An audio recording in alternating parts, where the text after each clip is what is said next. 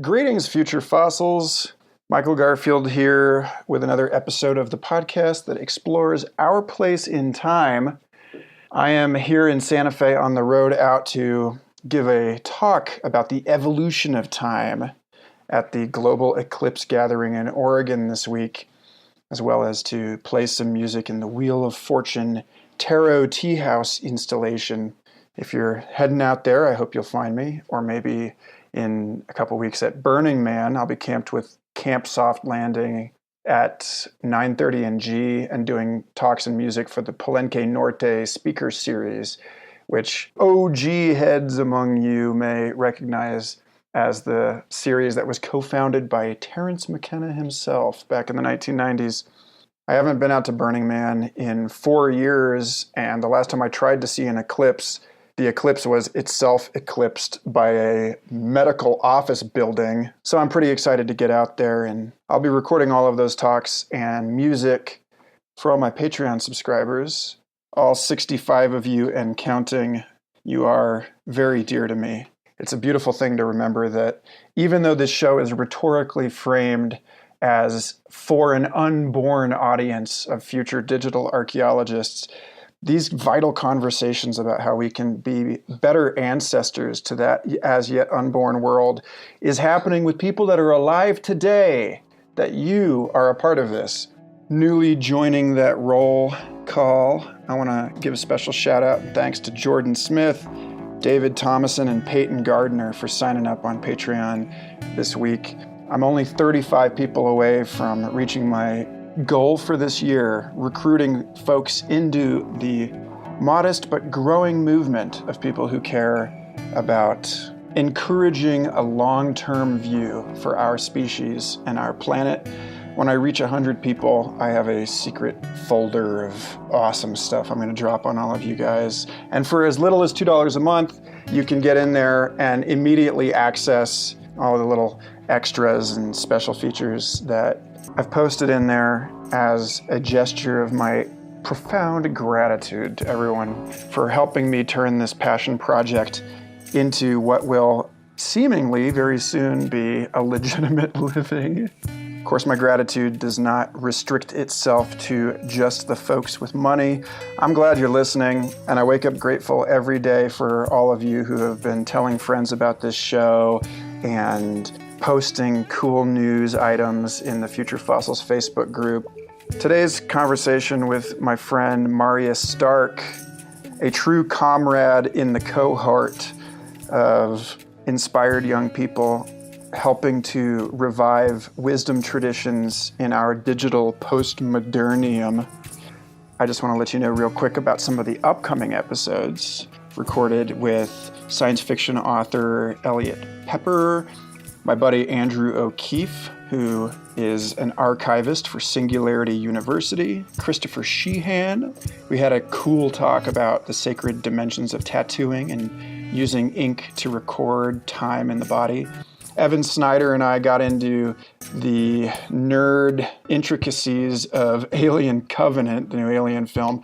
I think I'm going to save that one as an exclusive for Patreon supporters because it's a little much, but we had a lot of fun with that. Visionary artist Hannah Faith Yada, podcaster and mixed mental artist Hunter Motz, who I heard from Chris Ryan's podcast, Tangentially Speaking.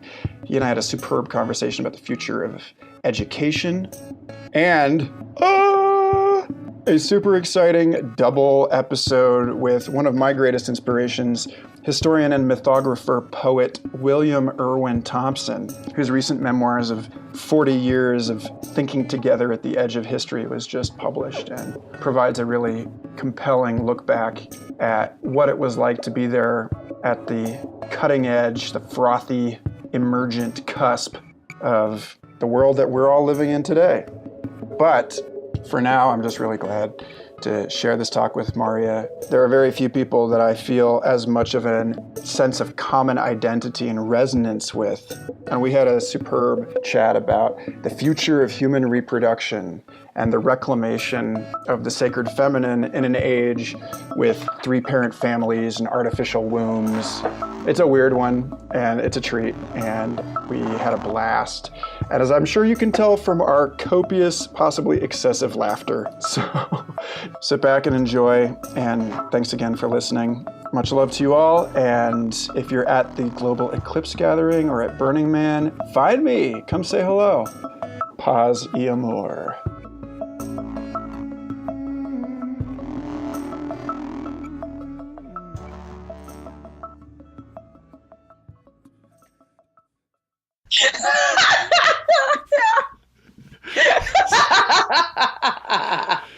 Well, happy summer, Marya. How you doing?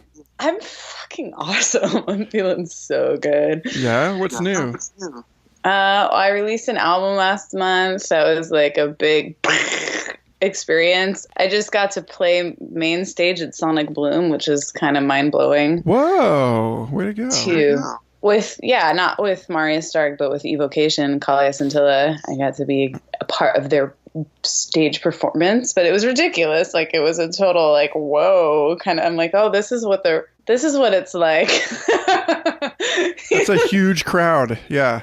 It was huge. It was amazing. I'm kind of still high from it.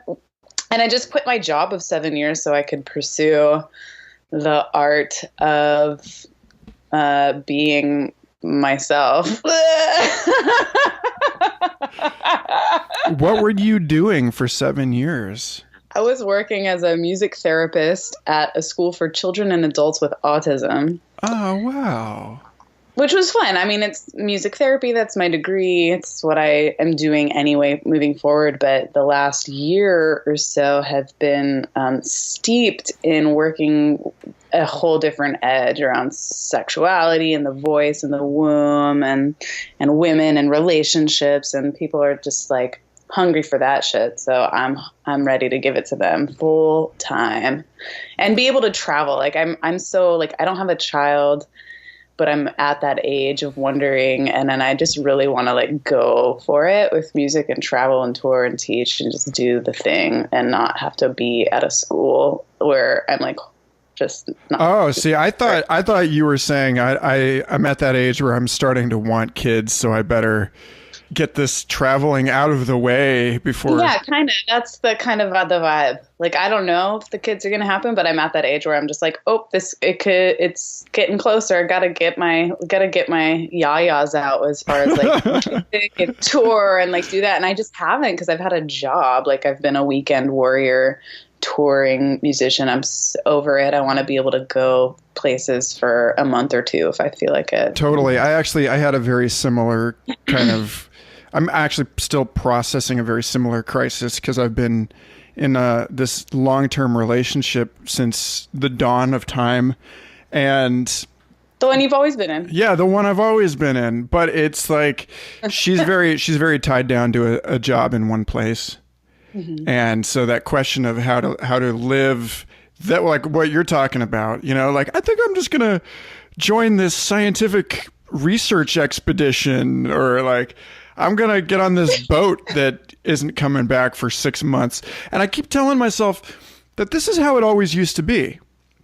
And that if I were to take someone from 200 years ago and say, okay, check this out. You're going to be gone for 3 months, but you get to talk to this person through the magic box.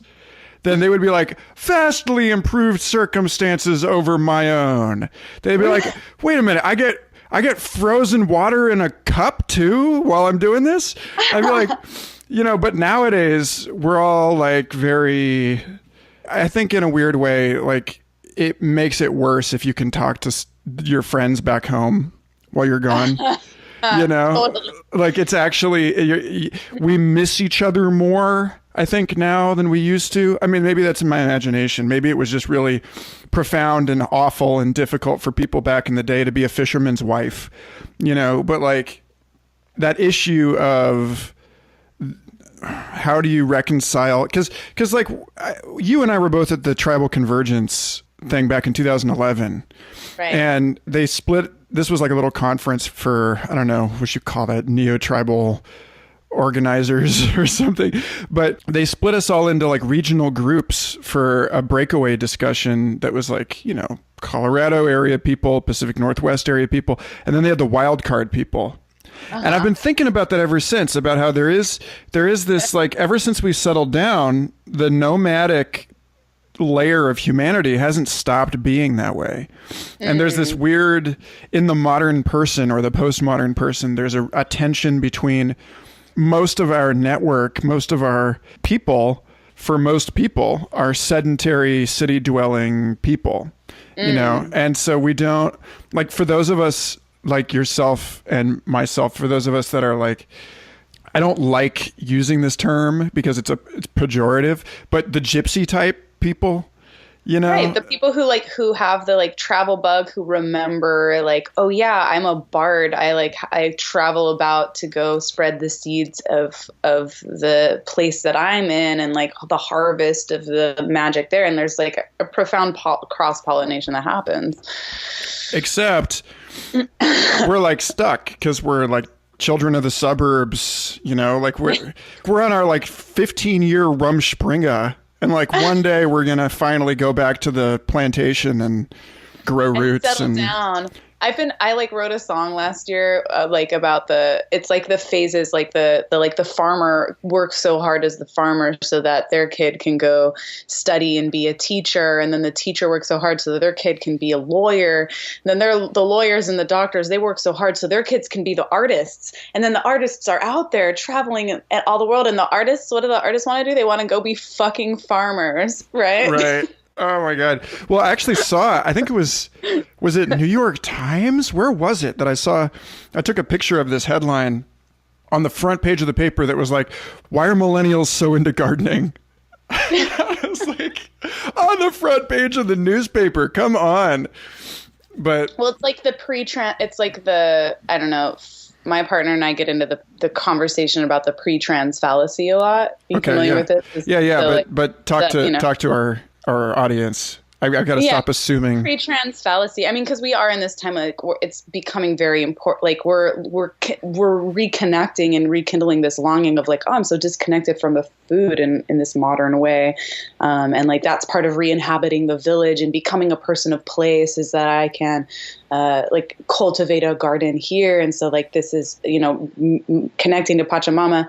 And then there's that part of it of just like, oh yeah, because that's how it always was. And it was so good back then. That's what Ken Wilber's, that whole reality calls the pre-trans fallacy, that there's this sort of myth in the like, green meme or in the like, world-centric worldview that's emergent in a lot of places with a lot of benefits to it, but that it used to be so good back in the day, back when women ruled the world. Be like this whole like the. Can't we just reinstitute child sacrifice? Like I really liked it when we crushed a little boy and a little girl under a giant rock in order to get the fertility god to like sign on our new farming operation. Back when it used to be so good, and so we chat a lot about that of like what part of the this like tribal culture is rooted, is their center of gravity is in this like, oh, that myth of like, oh, it used to be so good, and like what is the benefit of ancient wisdom versus the benefit of like, well, just because it's old doesn't mean it's good. How do you balance the like, just because the wisdom is ancient doesn't mean it's like the most effective. It depends, Totally. Like, okay, so Mother Ayahuasca is telling those guys to fire psychic darts at each other all day. Like, way to go, lady. Like, yeah, but no, so I feel like a lot of Ken Wilber's stuff he pulled actually without attribution from William Irwin Thompson. I don't know if you're familiar with him, but like an integral theory friend of mine years ago turned me on to this guy's stuff. He was a professor of history at MIT for a while, and then he's always been on the sort of mystical end of things. So he felt like he was completely out of place at MIT and left in the 70s and started his own sort of post-academic think tank type thing called the Lindisfarne Association. And I'm reading this book that he wrote back in the 70s called At the Edge of History. And he talks about how history is like a dial. And so like when you're he doesn't, you can put this into the sort of like evolutionary spiral, where it's, you go, and it's in the work of Ken Wilber also, that there's like an oscillation between the values of one age and the values of the next. And then those the values of age one are sort of revived in age three as a way of pushing away from age two. Right, right. So like the pushing off of the stage before to be able to assert myself here in the new center of gravity, but meanwhile, all of the goods got trapped in the shadows somewhere there. Right. So a lot of William Irwin Thompson's writing actually is a really eloquent exploration of this exact thing, of what comes back up in our efforts to distance ourselves from modernity.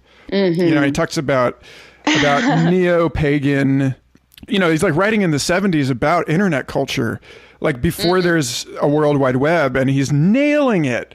Like he talks about how, and I'm curious to know what you think about this stuff too, because this is right there in the wheelhouse of the work that you said you've been doing. But he talks about like how as more and more of our life becomes mechanized, then we end up mechanizing our sexuality. And so when we do, as like what he calls the sunset effect, like right before something is extinguished by history, it burns even brighter and more colorfully.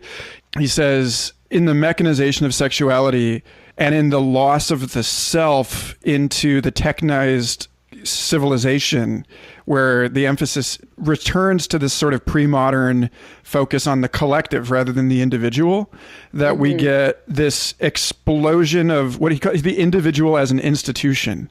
So like, for example, this is my branded podcast, I am an entire media publishing company right now, but I also am just another bird in this huge tree full of shouting birds, right. So it's just like, it's like the loudest bird is like Joe Rogan, and so, but it's like, so we have, so that's like this weird thing where each of us become a religion and a company and an industry and a publishing agency and all this stuff, right? As it sort of doesn't matter anymore. And then with sexuality also, he's like, sexuality becomes this thing about the whole body, the sensuousness of the entire body, right? As it becomes sort of like gender and all of that stuff starts to break down. And so we grab at these sort of traditional sexual ideas right as we're getting to the point where like we reproduce with machines and it doesn't matter what gender you are at all. And like erogenous, your entire body is an erogenous zone.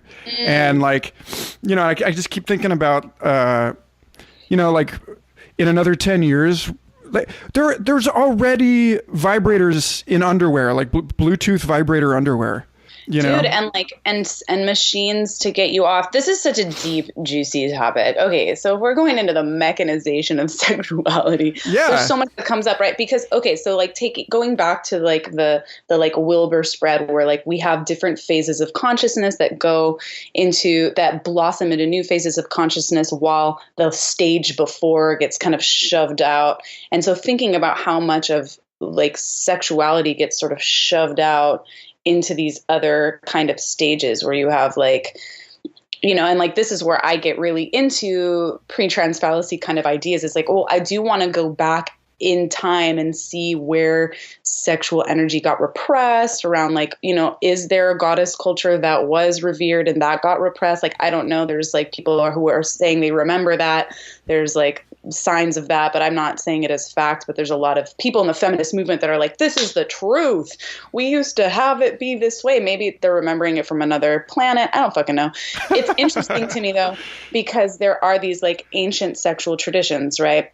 Around revering, like that go into the energetic mechanisms of sexual energy so that the entire being can be a body of bliss. And that's like part of reunion with full source. And that could be this like incredible way of transmuting these baser energies into energies that expand our consciousness, like all the juice, right? So, but then you have these these like really intense kind of constructs around those pure teachings, where you have like religion, and now you have to it has to be this certain way around ethics that are like ethical codes that are given in order to like train the like monkey mind ear. But then we have all these politics on top of it, and so now that's all funky because you have like political agenda and like patriarchal weirdness, and then like historical warfare all on top of these like codes of conduct that come on top of like, oh, like sacred sexuality. Weird.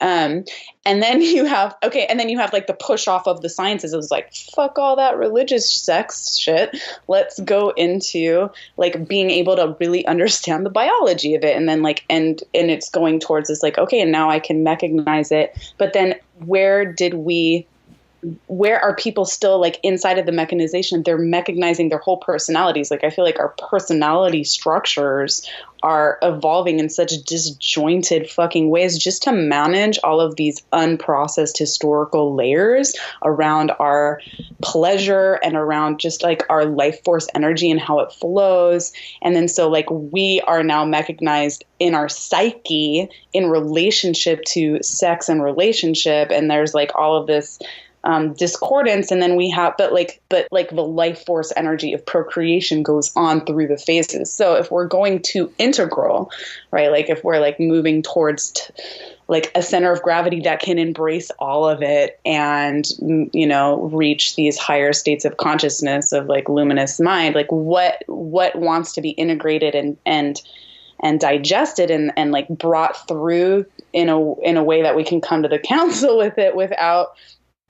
And like, yeah, just like harmonizing with the beings who are just so, I don't know, sad and fucked up around sex in general. There's just a lot of disconnection to the mythos and the soul of it, which is, it's like, did that get like tossed out when we started saying, oh, fuck mythical thinking, or, like that's bad, or that's just like unintegrated stuff. And then you have people that are like, how do we integrate emotional literacy into the conversation and empathic thinking and frontal cortex magic, into this mechanized conversation? Because mechanics are here, whether we think about it or not, or how do we integrate it back into the roots of developing whatever kind of future Earth visioning that the people are wanting to call forward. So that's what I think about that.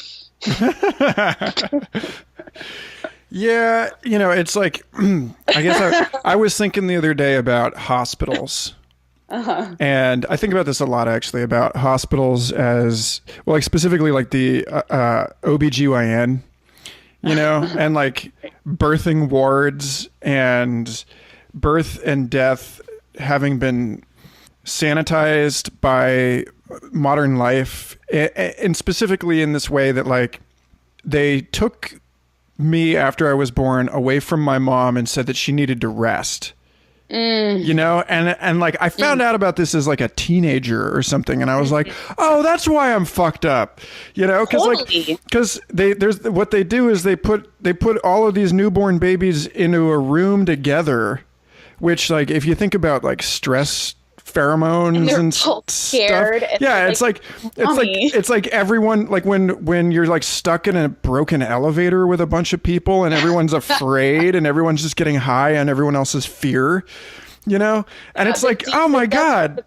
The depth of the birth story trauma that the Western medical culture is sort of propagating on its people unknowingly is really sad. One of my deep mentors, Laurel Kitton, who's one of the founders of Red Lightning Temple, which is like a communal education space at Burning Man, where they're reviving the blood mysteries and bringing back women's Moon Lodge mythos into the collective, like re-inhabiting the Moon Lodge in the village. They say, like, there's some story that like if you wanted to destroy one of the indigenous villages, you go and destroy the Moon Lodge first, the place where the women gathered for the dreaming.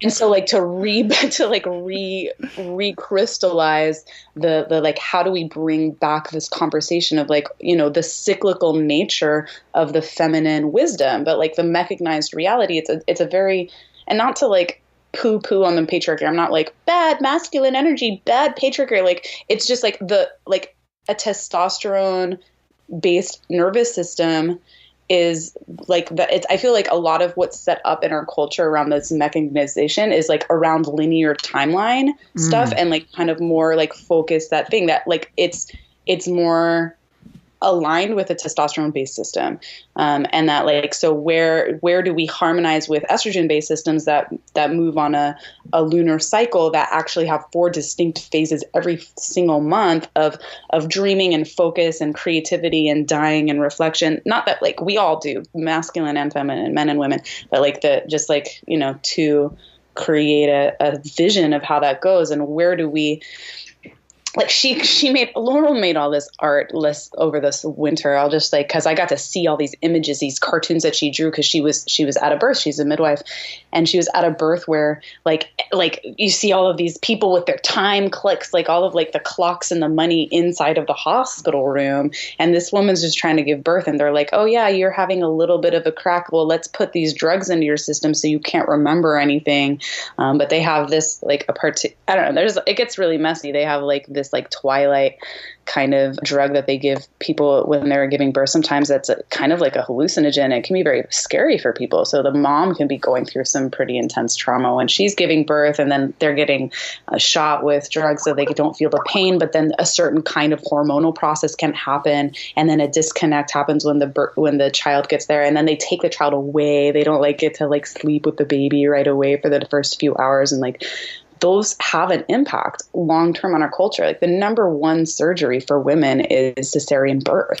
I was going to bring that up. I was going to say that I heard from somebody who had a kid recently, and they like fought to make sure that they didn't get a cesarean because the doctor was just going to give it to her because it's like... Because people schedule cesarean births now, and then they schedule the second biggest, like there's like the 3 most common surgeries are like taking off the breast, taking out the uterus, like doing full hysterectomies, and cesarean births. And sometimes they do hysterectomies without even like letting like I've heard this. I was with a woman the other day, had a full hysterectomy without her knowledge after a birth because the doctors saw that it might be an issue. Like, whoa. Like, what? Like, what's going on? Like, there's other wisdoms that can be brought forth to the table. And I know that we're all afraid of death. Like, you know, like I did some research where like people, it's like, it's different than like having 1 out of every 4 persons die in childbirth. I mean, like, I guess the swing side of that's like, if we're remembering on a nervous system trauma level, they're like, wow, 25% of our women died in childbirth. Better make sure that not happen. Like, is that connected somehow? Like there's just some trauma collectively that we're like, we can't die. We can't let them die. Let's cut out the babies and make sure it all happens. Like, I don't know, you know? Yeah, but 50%, that's what they were saying, is that this doctor told her that in 10 years, half of the births in America were going to be by C-section. And it's like, did you see, I keep going here because I feel like this is something that has not been discussed in the film at all. But did you see the new Alien movie, Alien Covenant? I don't think so. Okay, so they went on, you'd know if you did, it's recent. Yeah. They went on, it's about a colony ship, right? And so it's like the colony ship is going to terraform this planet, which is, again, you're getting into like the, you know, technological reproduction of Earth, you know, and on the ship are like, you know, 2,000 colonists, like in like a cryogenic container, you know, they're all like frozen. And something like 1,500 embryos in drawers. And so it's like this whole thing about like, we don't really ever find out in that film franchise. Like we just assume that people still have babies the way that people have babies. But like there's this whole thing about the alien and how it's this perversion of reproduction, like the biomechanical monster that H.R. Giger, you know, that Stan Groff said about H.R. Giger's work, that it perfectly captured the trauma of the human being in the industrial or like in the mechanized world of the 20th century, and like birth trauma and the trauma of the industrialization of war. And So in this film, they finally sort of allude to the fact that, like, for all we know, all of the characters that we've seen in the entire franchise were test tube babies, or like we're like grown up in a, like, not even like beyond that, like grew up in like a robot womb or something. And so there's this whole thing about, like, they're getting into the origins of the alien, you know, this monster, and it's connected to a synthetic human being, like an android who cannot himself reproduce, who is like created by this massive biotech company in order to understand. So there's this whole thing about creation and like the inevitability of the monster in a context in which creation has been mechanized. Like the things that we create are like, we don't actually even, like, there's something has happened to the human reproductive system here, and like we're only creating things with the assistance of technology, and the things that we're creating are themselves technological. And so we lose, like, it's like obvious that that's what, there's like a window in there where like maybe this whole situation couldn't even have happened if there hadn't been 1,500 embryos in a fucking popsicle, you know, like waiting to be impregnated with monsters. Right. So, like, how did we get there? Like, you know, and so when I think of that, like, that's like it's all just like it's like very strong orange meme, right? Like it's very strong science, like without. So that's spiral dynamics. That's talking about developmental levels. It's the one that comes right before the like global thinking. So it's like pushing off of like religious organized sort of like mythic membership kind of reality. It's like, fuck all of that religious stuff. We're going to do the opposite kind of, or like it has to be logic. It has to be like the scientific process, which has brought so much benefit. And yet there's still so much shadow because it hasn't reintegrated this aspect of creative life force, which is connected to the mystery, you know, which got pushed down way before, you know. It's like for me, like inside of like the feminine mysteries, it's like, how do we reweave the mythic threads that are so like buried deep so that we don't go into these places of really strong logic that's like, it has a good purpose, it's trying to like discover, but it's not harmonized with the rest of the creative process, which is steeped in, you know, the mythic journey, you know, like the soul journey that's like connected to the myth beyond what we can tangibly see. If we're only doing the scientific process all day long, like that's the direction it goes. And it's very scary, you know, like I do have a lot of curiosity around what the long-term impact is on a society and on a culture of people where we disrupt regularly the gateway of how we come into this dimension. You know, it's like that, like being born, that's a profound dimensional gateway. It's a rite of passage, both for the mother and for the child. It's literally coming into this form all the way. And if we're disrupting that with with the shadows of unprocessed collective dreaming, like that's going to have a really strange texture and frequency in the collective nervous system that like it's, you know, and it comes back to me with Martine Purcell's work, which is so steeped in how do we decolonize our hearts? How do we decolonize the most sacred parts of life, which are birth and death and sexuality and relating? Like, how do we decolonize our relationships and do the collective grief work that's necessary to mourn and feel all the way through? You know, it's like these mechanized realities, they're disconnected from feeling, they're disconnected from empathy, and like the only and like that's the sociopaths are disconnected from empathy. So it's like, are we birthing a culture of sociopathic individuals on a like subtle level because we're so disconnected from the dreaming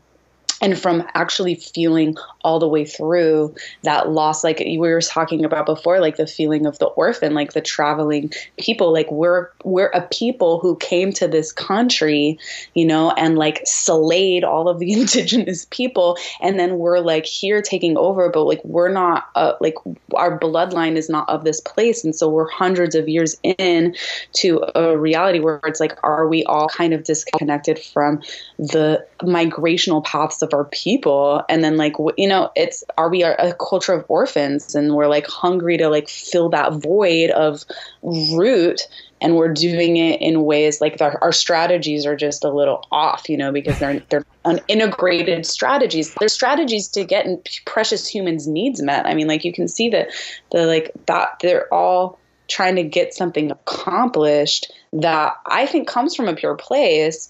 I have to, my humanity like requires me that people, to view people's strategies through the lens of they're making an attempt to be whole. And sometimes when we're in a distortion paradigm, our strategies for wholeness create more distortion. That's unfortunate. And what does it take on a collective level to liberate the frequencies of distortion? It's like we do that on an individual level through doing, birth trauma work or unwinding trauma in our nervous system. But how do we unwind trauma in the nervous system of a collective when for many beings they're just getting imported with dead food and imported with fucking like Trump media and like I don't know, it's like I hope that having conversations like this, right, like we the artists are here, we're traveling and connecting and being like, whoa, wait, remember the dreaming, remember the mystical presence, like how do we reweave that into the fabric of the collective remembering? And are we all going to have this like magical golden age wake up call? Like I'm still rooting for it, Literally like digging through the roots. Like, well, I know it's down here somewhere.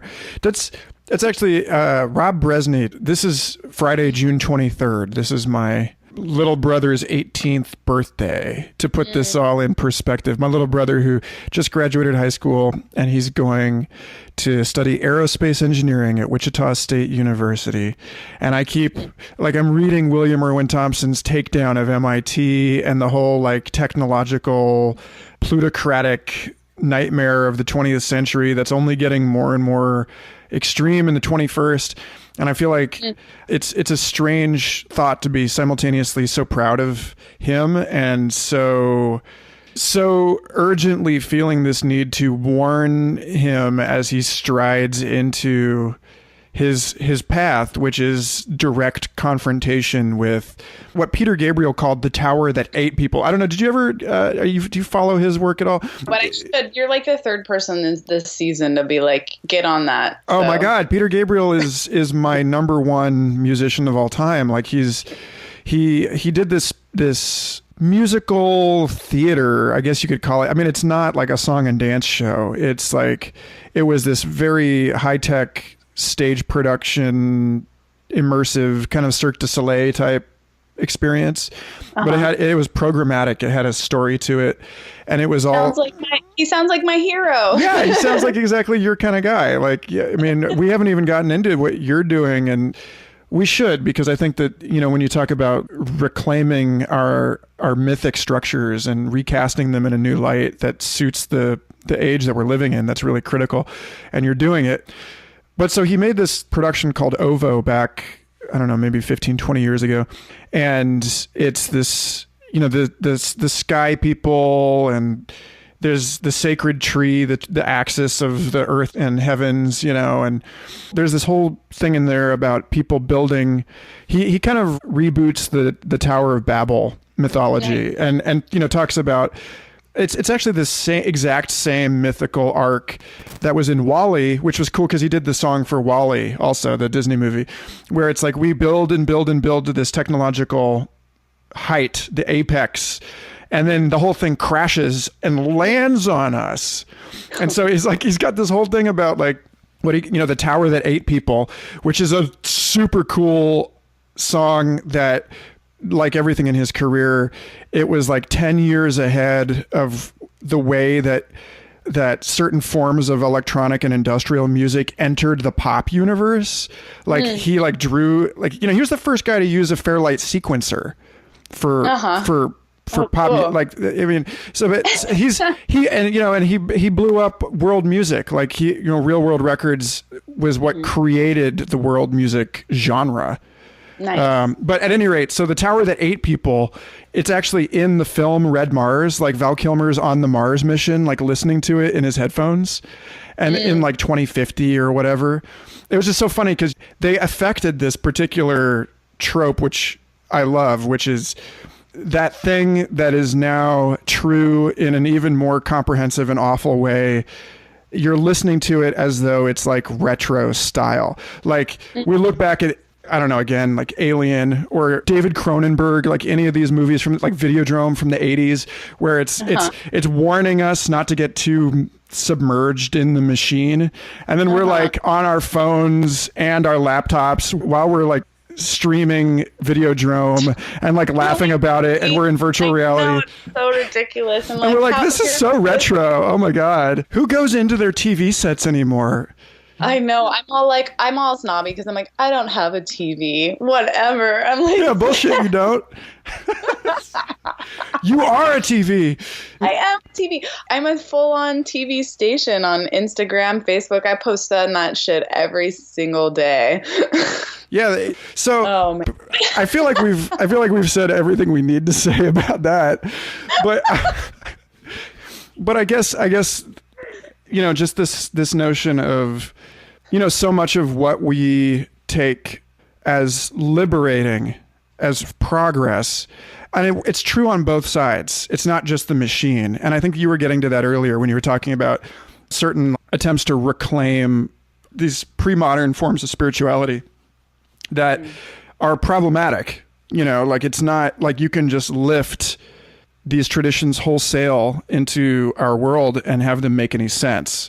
How do we evolve? Like, how do we evolve lineage? Like one of my teachers, she's really strong. And like, how do we understand thoroughly the depth of lineage and the context from which it evolved and like what was going on historically at the time? So we understand the like pure aspects that transcend whatever stage of development the mind is at to go into the places where you're the state experience aspects of it, while being willing to evolve. Like, how can we both honor where it came from and keep it intact to like the pureness of what's happening and evolve it without being like cherry pickers of like, I'm just going to take this. It kind of gets into the like cultural appropriation conversation a little bit of like, how do I, as like a Western mystic, just like decide what I want to use for my beautiful new moon ceremony at my sound bowl with a little bit of the Tibetan and a little bit of the neo-pagan. We'll put the Buddha over here. Yeah. And how do I make ritual my own? Like, and also like appreciate that like we have this other level of understanding of like, I do make my own ritual. It is influenced by these time tested pieces, and they work for a reason, and how, if I am going to go deep into a lineage practice for both just to understand the technology and how that works, and to like, honor the thousands of shoulders that we stand on to be able to host some of this information, because they were committed to the lineage. They were committed to like carrying it through no matter what. They'd give their lives for it. Like, yeah. I meditation in my life because of those individuals. I'm not going to shit all over them because I think like their cultural context or whatever doesn't match my fucking modern idea, and ideals. Like, so how do I hold the complexity of that conversation in my heart while also not spinning my ego into circles about how cool I am because I'm a meditator or whatever, like. Yeah. So I watched a video the other day that stirred up a bunch of difficult feelings in me. And I'm curious to know where you stand on this, because you're a thoughtful person. There's this whole stream of trad, the traditionalists, because like you were saying about the linear kind of testosterone mode of consciousness, that, again, so you get the emancipation of birth control. Whew. And then you see the consequences, the sort of unintended second order effects of birth control in society, many of which, and this is where you get into like Rudolf Steiner's whole thing about like Lucifer and Ahriman, or like you can do like an Eros Thanatos thing. So you got like the self-transcending evolutionary urge, the movement towards unity. And then you have the diversification multiplication urge, like the urge to break one thing down into a bunch of pieces and fill every niche available in the ecosystem and proliferate. Very masculine and feminine. Like, how do you, it's like the pole of unending consciousness and then every phase of life around.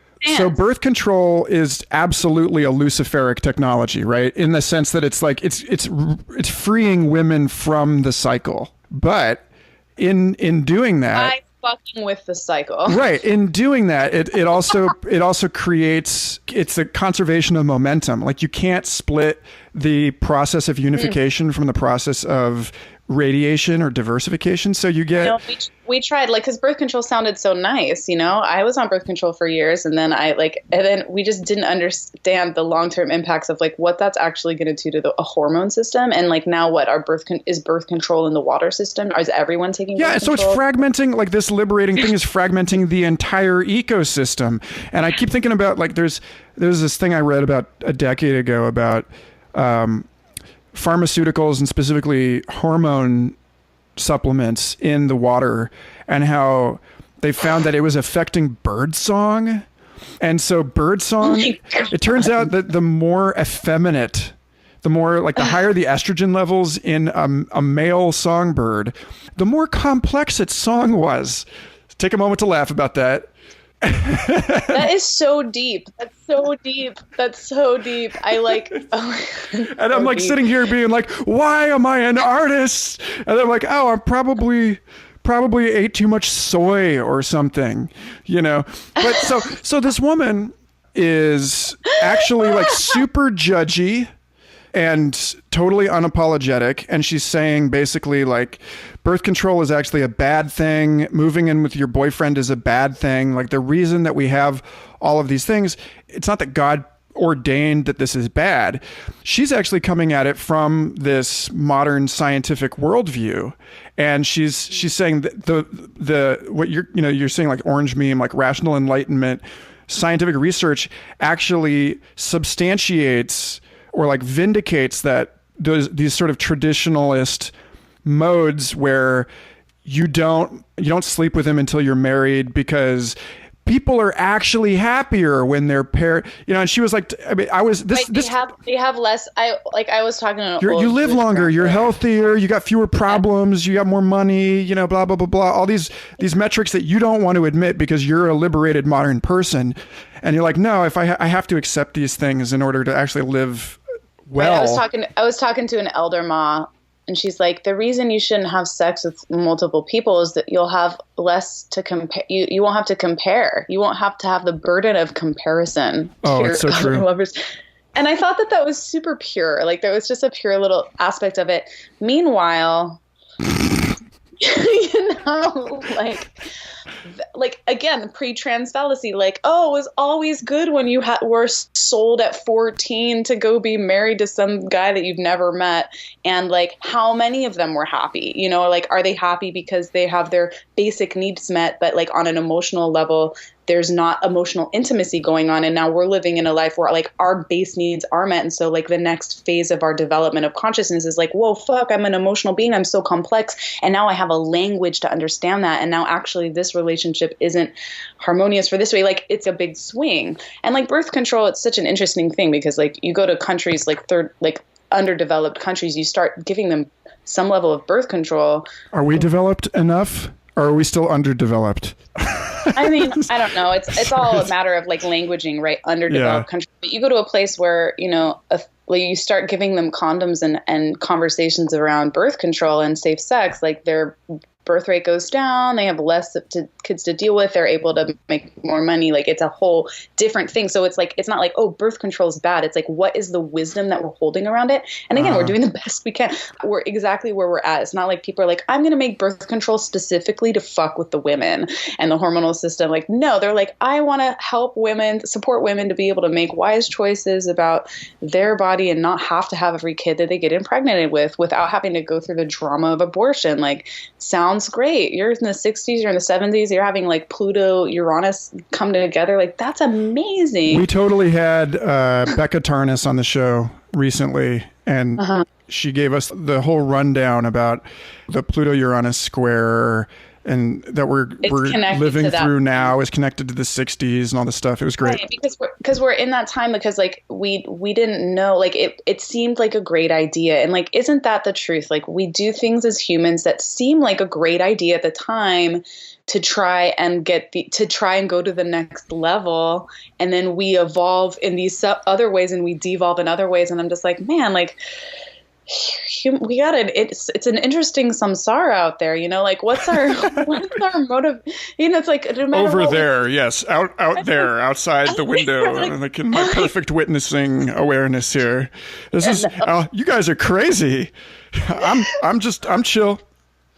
And Sorry. again, like the motivating factor, right? Like the motivation, I think was this was to create more balance and more equality, and there's side effects. And so are the side effects, are they a karmic purification of our people? I don't know. Like, is it more information to just have us actually have to dig deeper into our ethics? I don't know. You know, like it's all very interesting. I don't have an answer. So I wonder about this particular thing, because it seems clear to me that any effort we make to liberate ourselves from the conditions of, well, let's just say from the human condition, however we choose to circumscribe that, you know, that like, for example, one of my all-time favorites is treating death as a disease, you know, so that, you know, we're trying to like technologically immortalize ourselves forever. Everyone's trying to live forever. Except here's the problem with that, right? The sort of obvious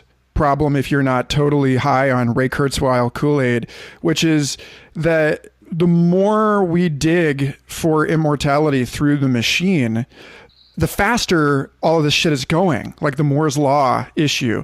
So like the more technology is evolving, the faster it's evolving.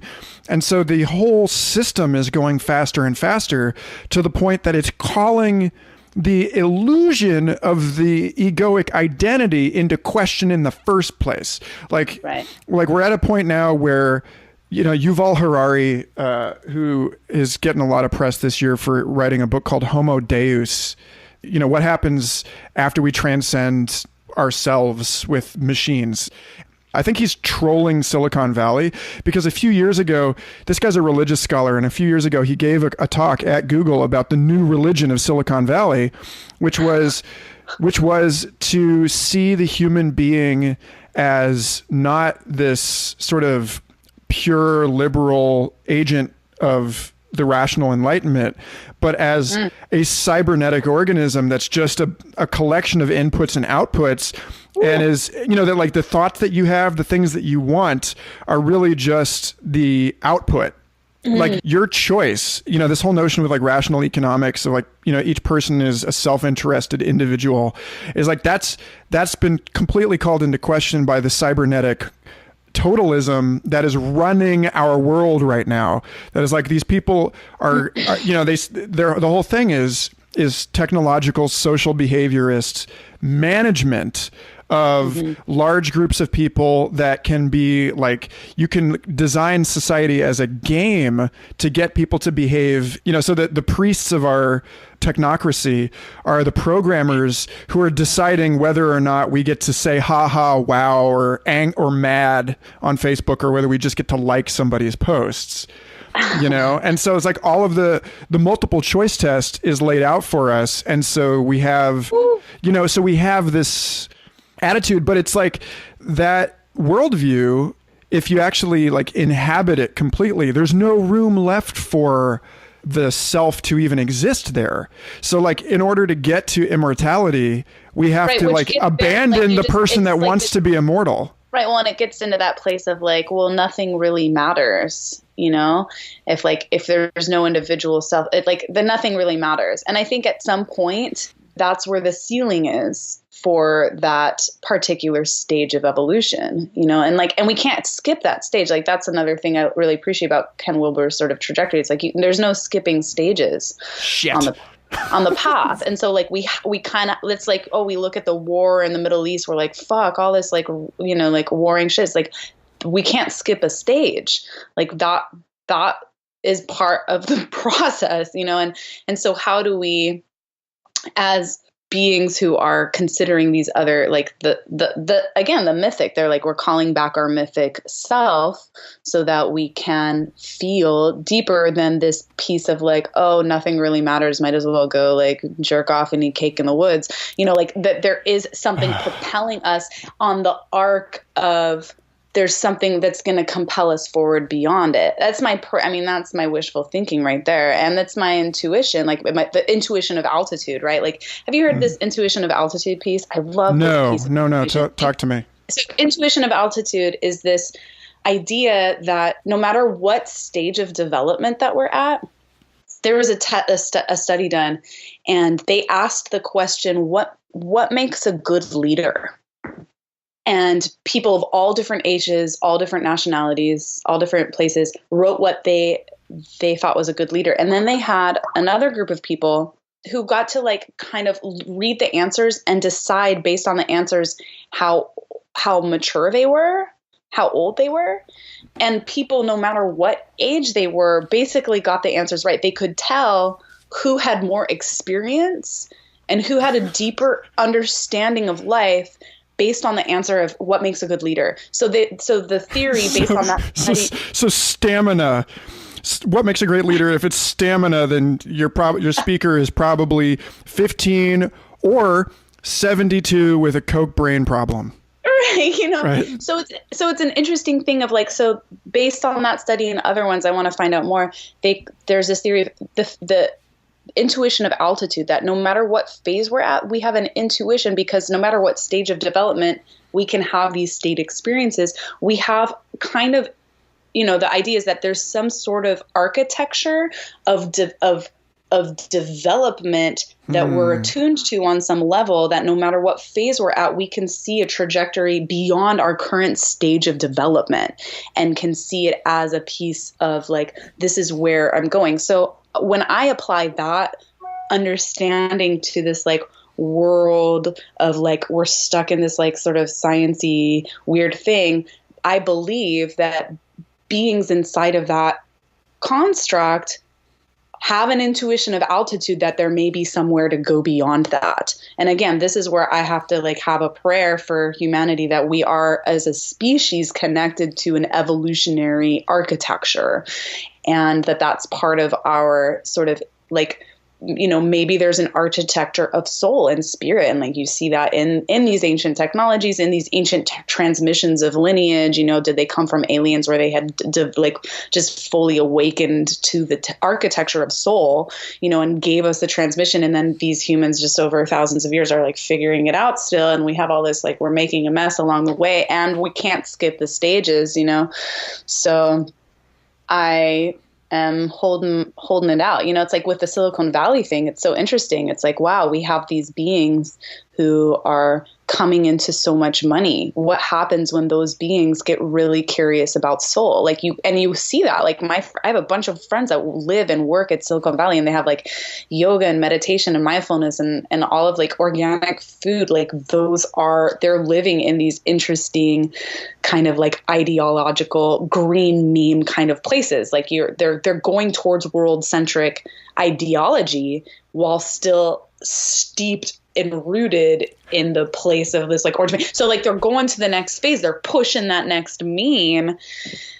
Dude, that's like, there was an episode of Doug Rushkoff's podcast, Team Human, where he was talking about how he gives all these talks to like Fortune 500 companies. And so he has this personal experience of the people working, the sort of evil other, the dudes on the bridge of the Death Star type people.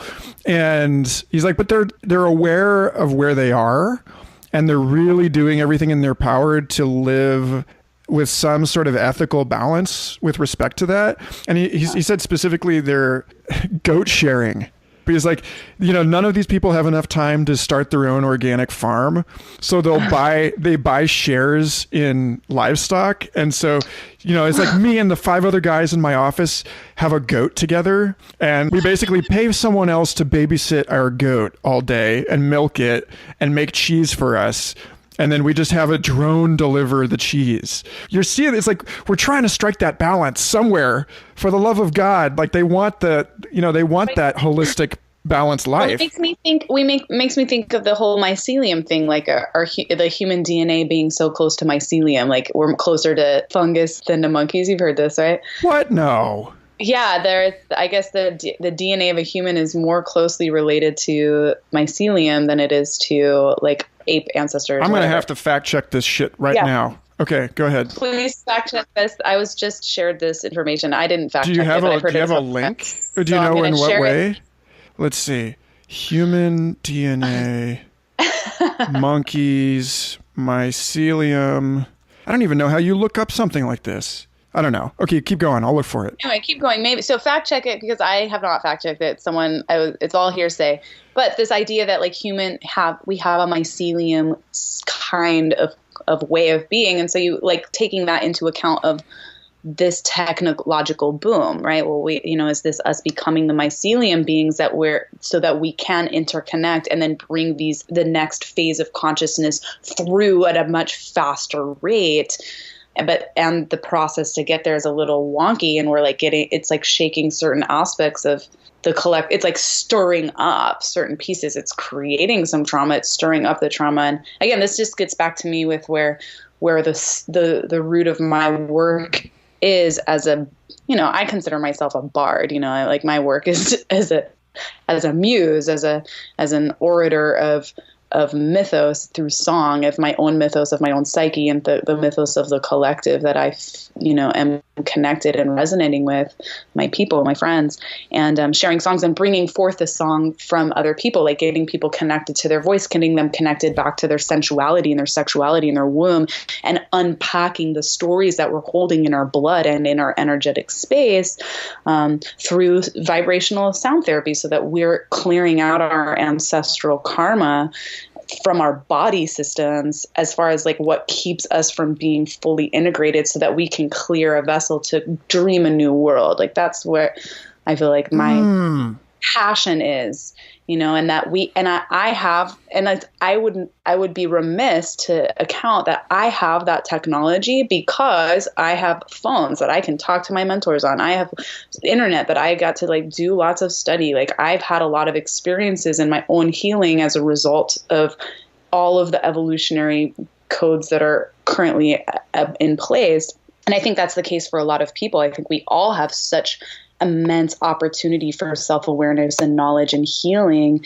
But it's striking that balance, because we also have a mind that is habituated for addiction and for pleasure and like needing the opiate, like kind of likey thing. And so how do we gain enough self-mastery so that we can interface with this mycelium orbit of technology while still remaining intact with our magical selves in a way that we don't get overtaken by the machine, but that we're interacting with it in a way that it's up-leveling the vibration of all of humanity. And that takes a lot of commitment, I think, to self-mastery. It takes commitment to care. It takes commitment to relationship and empathy and these other pieces that, in my ideology are part of this like integral view of like where, of transcendence, of but it's rough. I think we're all getting like, it's like a huge test of our humanity right now. Well, there's like, I think in the industrial age, if you were working with machines all day, it meant you were either really, really poor or really, really rich. And I think it's now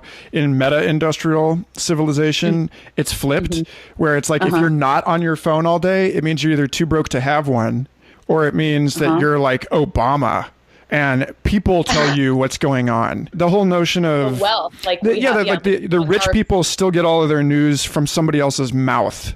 Like they're not waiting for Google now to serve them a third-party blog commentary about what happened. It's like it's more direct, it's more immediate, and so like you're either networked so well that you have that kind of immediacy, or you are like the 1 in 5 homeless people that doesn't have a cell phone. It seems like. So, they give you phones now in Santa Cruz. If you're poor, the city will give you a phone. But they won't let you sleep on a park bench. They won't let you sleep on a park bench, but they'll give you a phone so you can whatever. Yeah, they'll put spikes in the park benches so you can't lay down even and have a rest. But they'll give you a cell phone for free. Wow. I mean, I guess if I'm ever sleeping in public in Santa Cruz and the cop comes up and gives me trouble, I'm just going to ask him for a phone.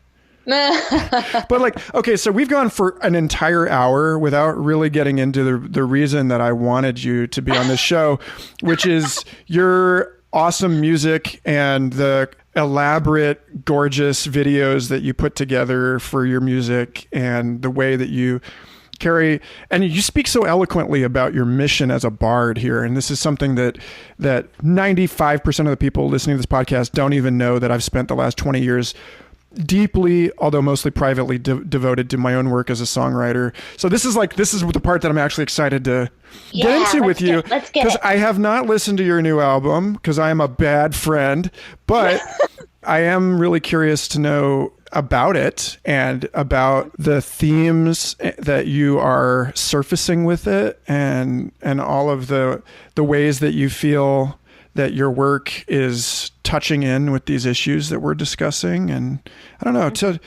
tell me a story, Marya. I'll tell you a story. So Scarlet Crow is a collaboration between me and Mama Crow. We've been friends for 8 years. The last 2.5 years, we've gone on a soul mission to combine forces and really go into deep collaboration around. We did a tour 2.5 years ago with a council of women to talk about some of the things that we've been talking about, like birth work, reviving the mythic. Like that tour was called Remembrance, Reweaving the Magical Feminine. And we had council of conversations at each show where we performed songs that had to do with, like, some of the songs that were involved were a song called Hammer of Witches, which is a song about remembering a past life of being burned alive as a witch. And we had conversations around, what is it like to have a culture that is based on 200 years of burning people alive because of the fear around their mythic relationships and bringing forward the Catholic Church, and just 200, where that rub was so strong is part of building the Western world, and how the burning times never ended. We're still witch hunting each other. We're still creating a lot of that drama, playing out that karmic script. So there's a lot of group mourning that has not been done on an epigenetic level and an ancestral level that keeps a lot of people's voices shut down. It keeps us afraid of really claiming our gifts. It keeps I think, tense relationship in an interesting way on a social level between men and women. And so we dove into those conversations. We also played songs around, like Carmen has a song called Run Little Lady, which is about gun violence and the current kind of like situations around how do we deal with abuse in the home, and how do we take accountability for that as a village, and start calling that out. We also said there's a song called Scarlet Moon, which is like the seat of one of the archetypes that I really work with inside of reclaiming the magical feminine, which is the dark shadow feminine, Scarlet Moon, and the blood mysteries, and like where there's taboo around blood, and reading about the history of blood work. That in cultures where women were allowed to be equal to men as far as being the priests or priestesses or religious sort of center points of the community, blood wasn't taboo. Blood was sacred. There was ritual around blood. There was holding around that aspect of the cycle. There were moon lodges. There was a ceremony. There were rites of passage. In cultures where women were not allowed to be the priests and men were at the highest level of spiritual authority, blood became very taboo and grossed out, and like all of these weird stories around the blood and hauntings. And so we live in a society. Bloody Mary in the bathroom mirror. Yeah, we have where there's like a hijacking around our connection with the blood. And then you see like, oh, blood's creepy. You get all these women that are uninitiated into the power of their moon lodge. And then they're like ashamed of their body. And then that goes into their relationship with men. And then like, what do the men think of the blood? And then it's like, oh, she's just on the rag. There's this whole weird, like uneducated conversation that's going on. So we're having those conversations. There's a song called Child of Magdalene, which is a song I wrote after watching a movie called The Magdalene Sisters, which was based on the Magdalene Laundries. And so the Magdalene Laundries was a period of time after the burning times, where from the mid 1700s all the way to 1996, okay, there were these asylums that were developed for women to be sent as the fallen women. So if women, they were originally rehabilitation centers for prostitutes. So you have this like, again, and that like the Catholic Church is like, we got to rehabilitate the prostitutes. And then women started going and living out their entire lives, cleaning laundry, cleaning the stains off the sheets, just like Mary Magdalene cleaned the stains off her soul when she admitted to being a prostitute and killing her children. And so there's this whole mythos of Mary Magdalene that's being reinforced in the Catholic Church. Again, 200 years, women were sent there if they were unwed mothers. Women were sent there if they were deemed to be emotionally unstable, or if they were too beautiful to keep chastity.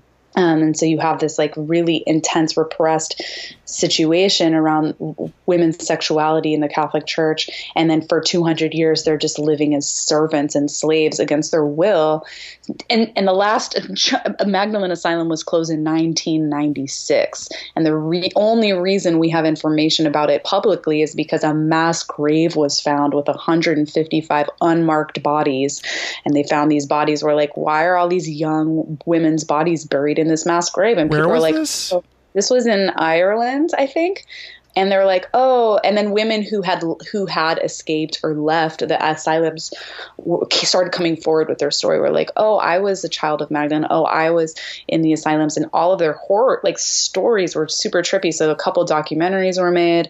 This movie, Magdalene Sisters, was made. I saw that movie. I was so disturbed because, you know, I grew up Catholic, and I see, and it's like, that's my lineage is like, my blood lineage is from that time. Like if I was going to go on the mythos of like remembering my like soul lineage, it's like I can feel that really strongly in my spirit of like what a huge chunk of the magical feminine sexual awakefulness went underground during the whole like arriving of the Catholic Church. And so these are the pieces of the history that I'm interested in mourning publicly. It's not like, oh, bad Catholic Church, bad patriarchy. It's like, wow, actually the impact of the need, like, because the Catholic Church came on and in response to a need that was happening. Like it's another stage of the process. We can't skip stages. So I'm not like, I'm wanting to come with like bad, shame. Like people were responding to a need, and the church formed as part of a need for people needing to be governed, you know? And like, so how do I make peace with that inside myself, and heal and grieve more and mourn at the deepest level, the like where those parts of the magical feminine went away, and how do I reclaim that and bring that forward and come complete with myself, not with blame or shame or anger towards the men or towards religion or towards the government, even though that is stuff that's getting purified. But how do I come complete myself as like, I'm a sovereign woman. I am like a child of Magdalene, you know, like I am of like a connected, resourced center inside my woman, inside my blood mystery, and inside of like the beauty of being in a feminized body in an estrogen-based system, and without covering up my breasts or feeling ashamed, like celebrating the sexiness as a child of the earth, as like a pure being, you know. And how can I bring that radiance as a woman to other people, and how do we all waken up to that radiance together and then come and celebrate life together, you know, as we shifting out of these places where it gets all just, it's, you know, distorted, just so surrendering to the need to fix the distortion, but like, or like shame the distortion, but just to notice at the most profound level possible where distortion exists in my psyche, where it's trapped in my nervous system, change it and like transform that, and then sit in a center of gravity that is claiming all parts, all phases, all stages of the evolutionary process, so that it's I'm a living, walking being of a fountain of light. You gave me an idea a little earlier when you were talking about the difficulties of claiming the traditions that were native to us once upon a time, but we've been displaced, we've been colonized, and we've been interbred to the point where it becomes really confusing, and we're sort of spiritual orphans. And I'm like, I've been thinking about, you know, what if we did like a 23andMe for everybody? Because like I know a lot of friends that it turns out that they're actually 10% black. You'd never know. but then they do the genetic analysis.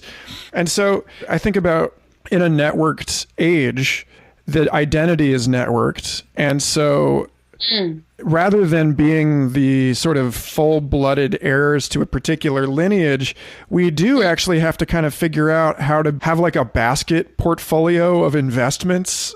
So it's like we get the opportunity to claim multidimensional reality. Like we're mixed bloodlines, we're multidimensional bloodlines, and like tracking our migration patterns. It's like, how do I just now have an understanding of the migration pattern and understand like what my ancestors survived, so I can have a bigger breadth of what are we surviving now?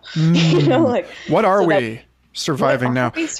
So like if we're able to like BitTorrent this sort of and say, okay, like I'm 50% Ashkenazi Jew, I'm whatever, 15% Scottish and 15% Irish and 10% Cherokee and whatever, then at least then we have we can tear pages out of the different playbooks and, put them together and say, okay, it makes a lot more sense for me to be half appropriating Ashkenazi Jewish culture than it does for me to be 100% appropriating Chinese mysticism or whatever, and then the question is then like, once you kind of figured out your package of traditions that you can sort of authentically borrow from, what are we going to build with that? Like, where do you see all of this? Because clearly you can't invest so much passion in a calling into a work like you do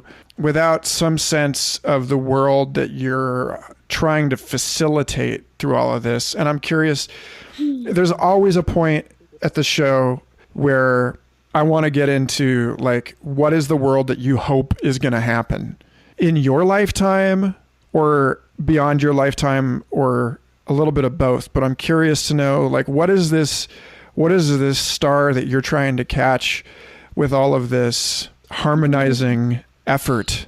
Right. The world bridger. The star I'm trying to catch mostly without I think I have the dreamer in me sees the like really radical future cities of light, whether it's like permaculture village or like really epic green cities where they're like basic human rights are really acknowledged at a deep level, where everyone has food and water, everyone has like the necessary support to go through healing around whatever psychological or physical ailments that have been, are genetic or like part of the society. So I long to and dream forward a world where that is at the center, and that our capacities for empathy and a literacy of empathy is like the thing that everyone's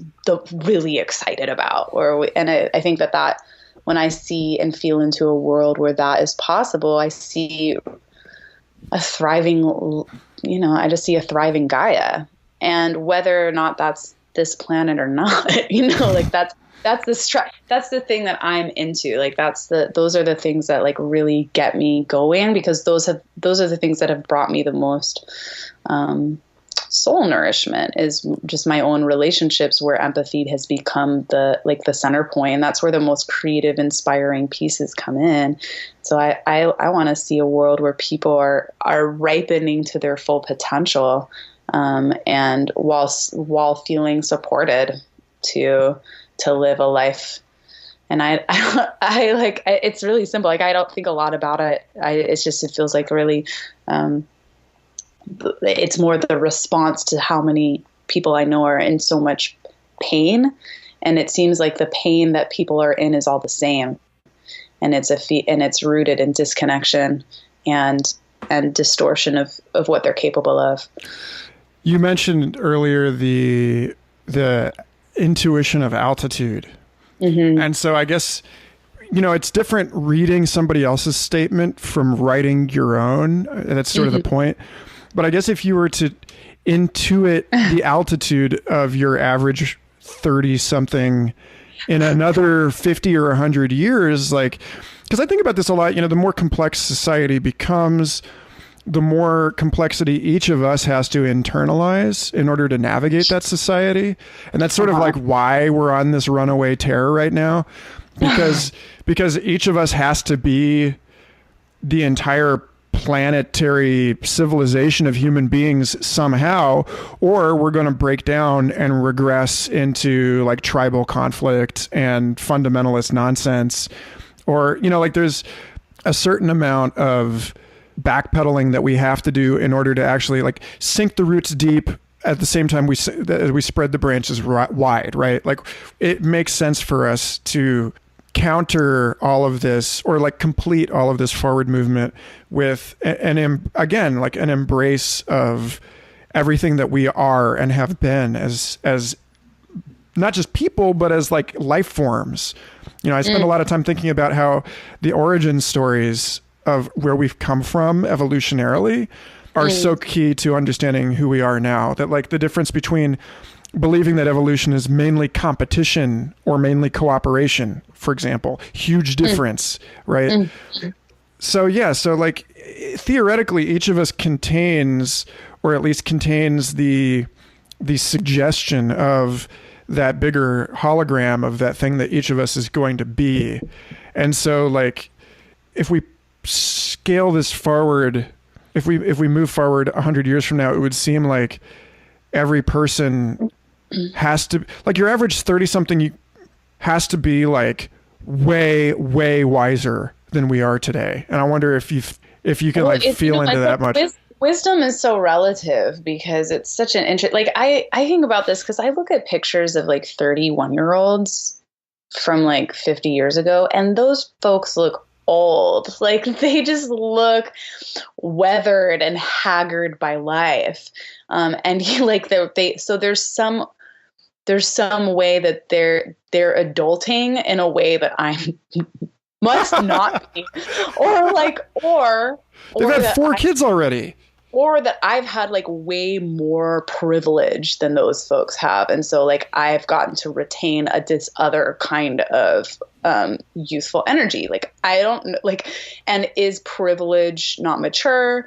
Because in my experience, like, wisdom as a 31-year-old, like I get reflections from my elders. They're like, wow, you have a lot of keys as a 31-year-old that it took me much longer in my life to be able to get. And so the feedback I get from people in my life is like, wow, you're having a lot of these other things go on. And at the same time, there's things I'm completely unwise to around, just like that I imagine my ancestors were completely hip to by the time they were my age, if they lived this long, so, and I'm meeting 20-year-olds that are like hip to things that I just got hip to last year, and they have it now. Like what, and so things don't bode well for me when I meet those people, when I'm like, meet my roommate's like 10 years younger than me, or I guess 8 years younger than me. And when I met him, he was exactly like on the same tip that I was on, and like doing, I was like, I think I hate you, which actually means I'm already a dinosaur and should probably just step out of the way. And there's this way that perspective taking does happen with age. Like when we think of astrological transits and like certain psyche cracks that can only happen with age. So I think 100 years from now, again, like we're living in an age where people are being born into an information age, and there's some information now. It's just that I feel like it's now part of the collective omnisphere where you just like, you kind of you just know it by having to be by swimming in the streams of conversation and internet that are just part of cultural language that keep coming in as part of cultural language.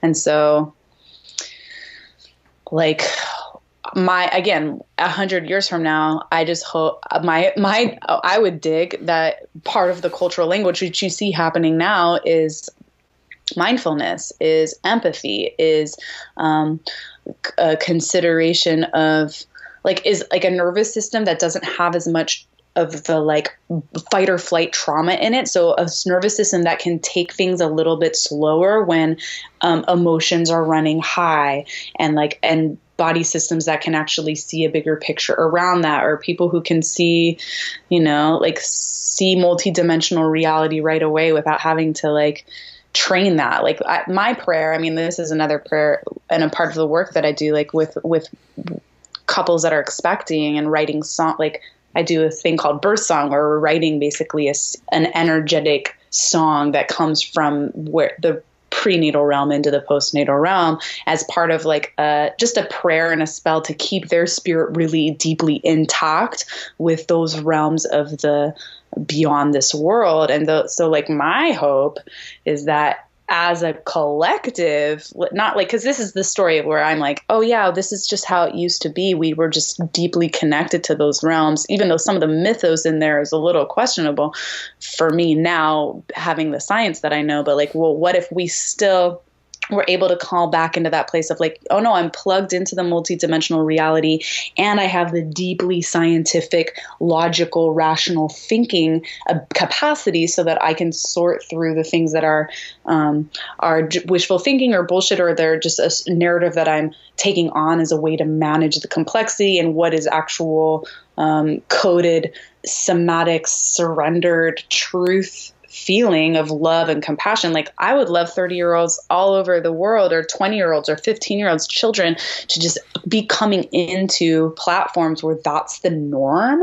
Like what the fuck could happen? Like what kind of miraculous healing could happen on a planet where the majority of people are coming in with a meditation, like, and it's not like religious, just like, but a mindfulness practice, so that they can scientifically get their brain waves happening in a way where they're more effective, they're more creative, they're able for quicker, more rational thinking to get them to creative solutions. Like that's what I'm jumping into like that's the ship of the future that I'm putting all this energy into. Like my fuel is for that. The future that doesn't want to come back to this. Right? It's like when you're like, oh, my mom gets all nostalgic about these times, like the 1910s. Like she's really into arts and crafts furniture and like Louis Comfort Tiffany and all this stuff, and that turn of the century, like Art Nouveau and all this stuff. And I'm like, yeah, but the odds are that you were like using an outhouse. Are you cool with that? And then on the other side of it, you have the exopolitical lore, which I hold for the purposes of this podcast as neither true nor false, but an interesting cultural artifact, right? And in that artifact, they ask these humanoid aliens, like the tall blonde aliens that look just like us, but they're like they're like a more sorted out planet of humans from somewhere else or whatever. And they say, oh, so, what do you experience us like? And they're like, well, we don't really like coming down here because you have an unpleasant psychic aroma. Like they're just like, you guys, you're like, it's like how I imagine in the Holy Grail, Monty Python and the Holy Grail, when they have the burn the witch, and like everyone's just like dirty and like disgusting and judgy, and you're like, man, I'm really glad I don't live in the Middle Ages right now. And I kind of feel like I'm in a weird place, and it sounds like you might be in a weird place too, of really wanting the future to be like, thanks, bye. Like, thanks for doing all this work to make us way better than you, but we're not going to see it that way because we're so much more empathic than you are, and we really identify with your suffering, living in the past like you do. But I'm having like this weird historical premature empty nest syndrome thing going on. This is hilarious.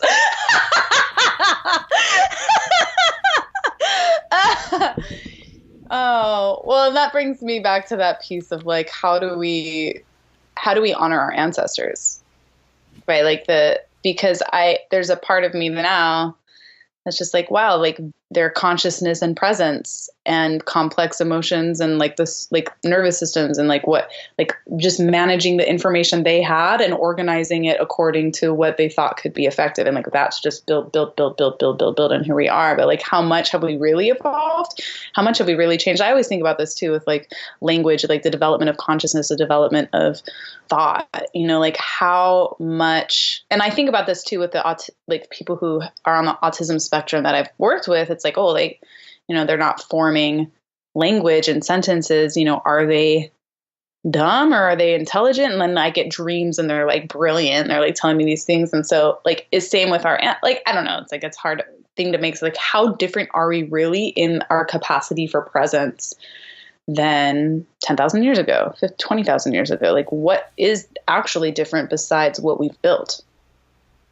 I don't know. But I bet they knew because they were smarter back then. Or not, or we're smarter because our brains have evolved because of all the mushrooms we've taken. I don't know. I think we've taken a lot less mushrooms than they did. But we have we have like more nutritious food, or some might think, because like, and that's why we're living longer. So our minds were they capable of more? Like, the lesson here is don't compare. Don't compare. Wait, so like this is the trip I get on. It's like, well, I love to intellectually go into these realms, as you know, and as you do also. Like it's a rare breed that like can just like let's go there. I try not to, because there is benefit to hindsight. There's benefit to looking and exploring and contemplating these things, but at what end? Like, what's the purpose? So that's my sort of like curiosity, because I'm like, oh, I want to see the patterns of the history and the da da da da da, because it's going to help me inform the future dreaming. And that's where it's all going. It's like the more deeply understanding that I can get into where I've come from, the stronger of an intent I can project out into the future, and the more effective potentially I can be in the whole hologram of this vessel of service. As long as I don't start chasing my tail on like these like, and that's just it, right? Because I think I had Corey Allen on this show, who is a mindfulness educator, and we had like 2 hours of conversation before we even started recording, in which he basically just interrogated me on the entire premise of the show, being like, so your whole point is to look at the imaginary past and the imaginary future, and that's supposed to help you out with being present right now. And I was like, oh, son of a bitch. Like, there's something to that I can't escape. I like that. And I think about the like arc of time as one of the teachings I got from one of my meditation teachers, is that there is a profound, I think there is a way to resolve that, because I think, again, if part of what inhibits us from being present are these unconscious feelings of being an orphan, or these like some of the things that are buzzing in our nervous system from unresolved trauma of the past, like we do take time to be present to those places we call fractured parts of our soul home. It's like it's basic soul retrieval aspects and basic 101 soul retrieval. Yeah, right. We're reclaiming these fractured parts of psyche and soul from other alternative timelines. And again, not to the point where we're like just like creating big ego structures of like, oh, I'm a multidimensional being who's traveling on all of these dimensional timelines, which I totally do. Like I do that shit. Yeah, it's super fun. It's interesting, especially for the muse one in me, the bard brain. She loves going there because it's fascinating to explore the level of depth of emotion and feeling that can be felt in soul connections that feel like they're happening on other like timelines, and so at what point do we integrate that into the present moment, especially if like for me, if you're me, like I get distracted by those emotions, and so what do I need to do to integrate them so I can you mean like lovers from another life, like, because I don't know. I think we maybe have jumped the shark here, but like I've met some people at Burning Man that I was pretty convinced were like, I got to know some folks, and then I found out that they went to a college I almost went to, and I was like, you're my wife from Universe B. That's really like, what do we do with this information? Totally. Well, wait, it's that sketchy. What I like to do with it, because again, it's like this piece for me. It's fascinating study on the present moment and the choices that we're making in the present moment, and like the soul alignments that happen. And like, cause I talk about this with my partner, like we have a really strong, solid timeline in this place. And, I'm meeting other people that I have really strong soul chemistry with, and maybe we work out the aspects that could have been like, oh, that's the like this potential timeline, and we're collaborators or something. But like there's all these other timelines that are possible, and they bring up really strong emotions and feelings. And as a being who's committed to feeling all the way, but not in a way that gets just tossed around by my emotional body samsarically to play out some karmic scripts of whatever it is. Like that's the soul journey I'm on. I'm like, how do I have the most capacity of presence and love and integrate the like subtle psychosexual aspects of these connections in a way that stays committed to the things I'm actually saying yes to right now, and allow it to actually clarify my purpose and vision, while bringing more light back into my body. Because I think those connections, they show me parts of myself that maybe like my long-term relationship doesn't show. Like that's why it's really so cool that in this time it's like, well, we get to explore having emotional intimacy with multiple people. There's new ways of just relating to that energy. And I don't know, as someone who studies relationships strongly, like I'm fascinated by alternative timelines and past live relationships, and not to the point where I actually need to know the details, but the one in me who dreams it. Like I dream it, I get visions, I have dreams, I have profound experiences that hit me on a deeply emotional aspect that open my heart and that actually shift my consciousness and my capacity to love. Like that shit happens, and it's like I'm going to be a little facetious here while interrupting you. But I'm curious, isn't this like, I'm on the side of the trad wife here. Go for it. Yeah, because I'm on a total other trip right now. Like, I mean, no, because this has been an issue of intense personal meditation. Mm-hmm. At what point is it just cheating? Like, seriously, because this is where it is. Like, maybe it's just you got to decide for yourself kind of a thing. But I feel like I've always been somebody who's had this huge network of connections online and people I see occasionally throughout the year as a traveling artist. And these people have taken up an enormous amount of psychic bandwidth. And I can't pretend like that, at least some of that psychic bandwidth would not have been better allocated to the woman that I'm actually living with. Even though these are not necessarily, I've always been looking for that way to just be open and love as widely as I can and to be present to as much of this world as possible. And it's this, in a way, it's a commitment not to the person, but to being the best lover and leader that I can be, and to be truly generous. And so you're committing to something that in some sense is even more like difficult or like more ambitious, it's like broader, it's more demanding. But then I heard somebody on Elephant Journal, I read this article the other day where they said that's like somebody saying that they can't lift 100 pounds, so they're going to lift 200 pounds.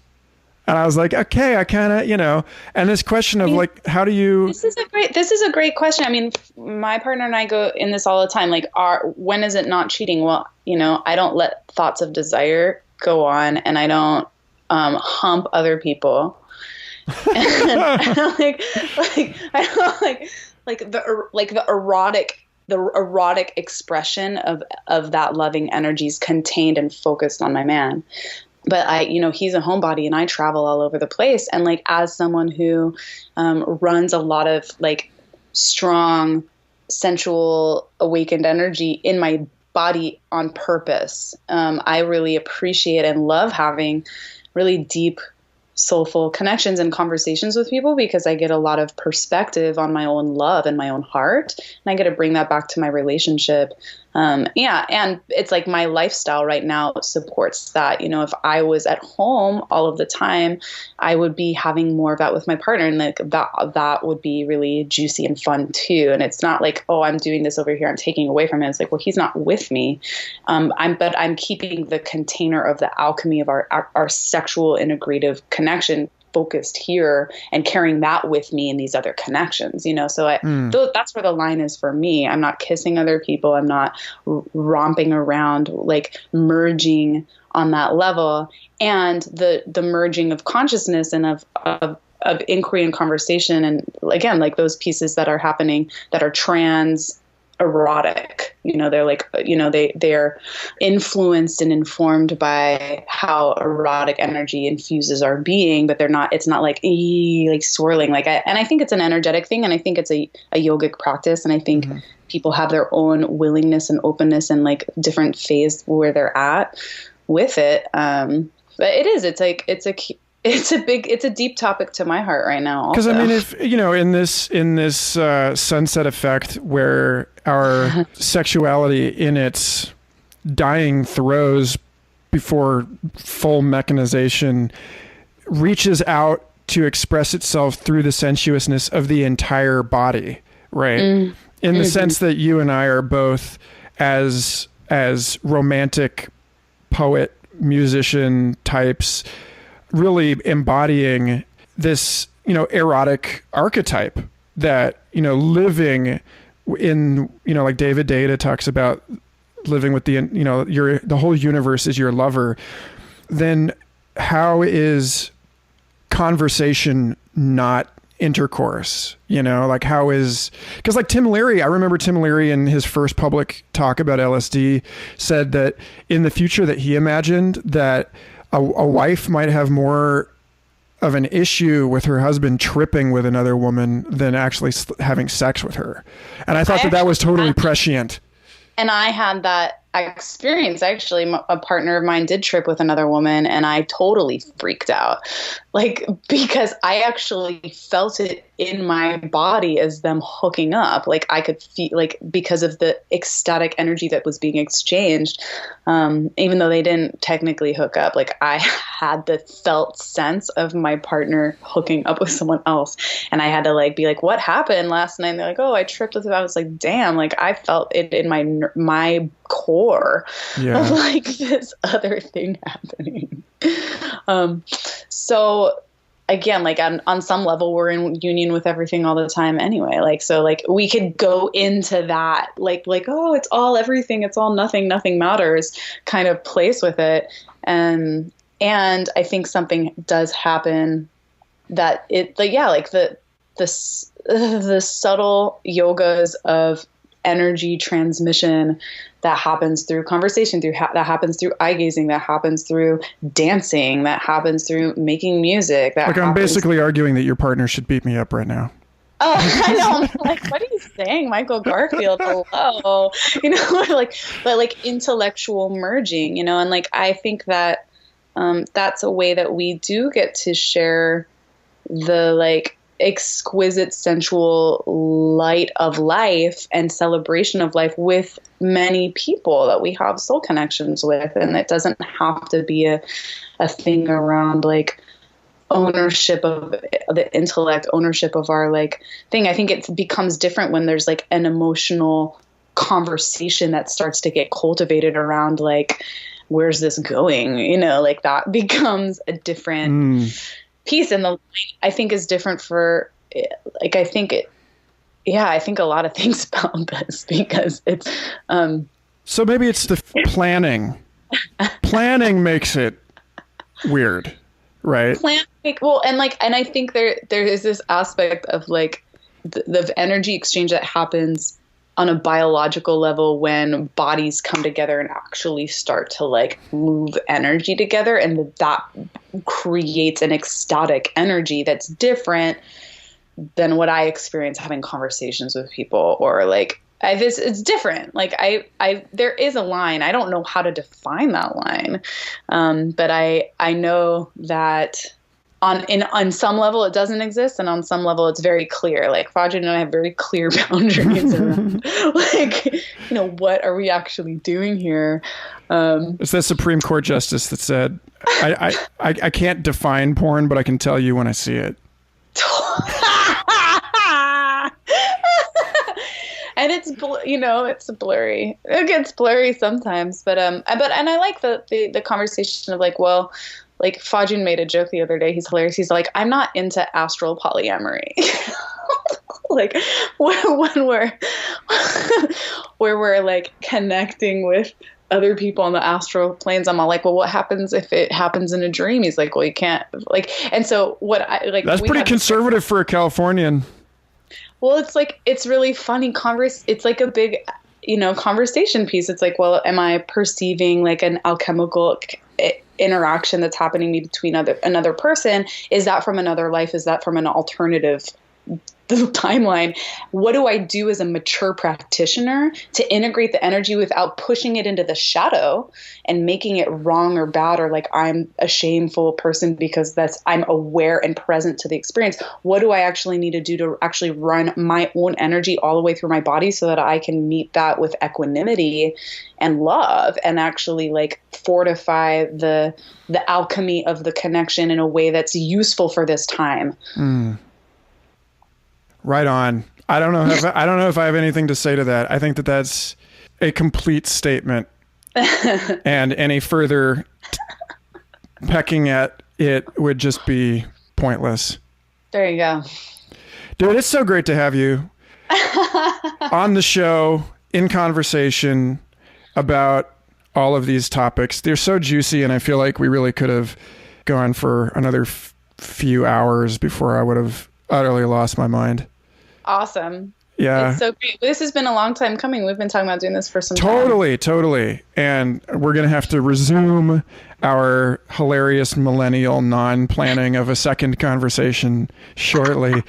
Where can people find your work online? Where can they hear your music? Where can they watch your videos? All of that can happen at my website, which is Marya-Stark, STARK.com, MaryaStark.com, with a dash in the center. Like Arya Stark, if you're a Game of Thrones fan, it's just Arya Stark with an M on the front. Hadn't even thought about that. I know. Here we go. And you can find music videos on YouTube. You can find music on Bandcamp, iTunes. Just released Scarlet Crow Remembrance with some of our just sort of inquiry around these juicy topics. And if you're interested in working with me, you're like, oh, I'm a woman. I want to like connect with the voice of my womb. I want to like unpack what I'm holding genetically or in my womb space that's like keeping me from like clearly visioning the like future Earth that I'm most juicy and committed and inspired by. That all of that way to work with me and connect with me is on my website as well. I highly recommend it, folks. Thanks so much, Marya, for being on the show, and may your future be a bright one. Thanks, Michael. What a joy.